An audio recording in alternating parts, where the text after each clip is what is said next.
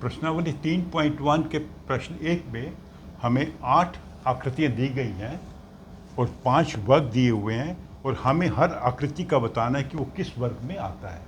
तो इन वर्गों को समझना ज़रूरी है। तो पहला साधारण वक्र। साधारण वक्र या सरल वक्र या सिंपली रेखा, वो रेखा है जो कुछ पॉइंट्स को ज्वाइन करती है, कुछ लेकिन आपस में अपने आप को काटती नहीं है। अगर ये रेखा अपने आप को ऐसे काट दे तो ये सरल वक्र या साधारण वक्र नहीं है। फिर साधारण बंद वक्र, अगर रेखा के दोनों तरफ से ओपन है, खुली हुई है, तो ये खुला वक्र हुआ।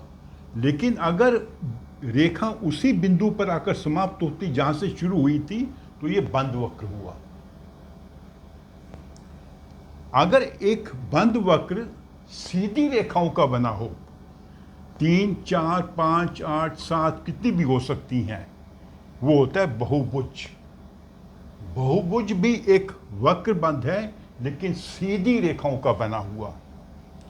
उत्तल बहुभुज, उत्तल बहुभुज वह बहुभुज होती है जिसका हर कोण 180 डिग्री से कम होता है। अवतल बहुभुज जिसमें कम से कम एक कोण 180 से बड़ा होगा। वो आपको देखने में भी पता लग जाएगा, ये जैसे 180 से बड़ा है, इसके सब कोण 180 से छोटे हैं। तो अब हम इन आकृतियों को देख लेते हैं। साधारण वक्र, ये सभी साधारण वक्र हैं, ये भी है, ये भी है, ये भी है, ये भी है, ये भी है, ये नहीं है, ये नहीं है और ये नहीं है। सभी जो हैं साधारण वक्र हैं और सभी बंद हैं। तो बी में भी सभी कैटेगरीज आ जाएंगी, ये सभी आकृतियां आ जाएंगी।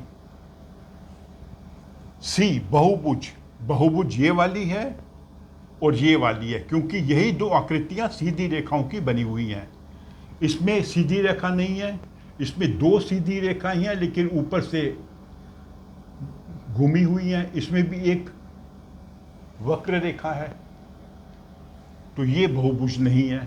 तो बहुभुज है 1 और 2, और इन दोनों में यही एक बहुभुज है जिसके सब कोण 180 से छोटे हैं, तो वो आ जाएगी उत्तल में।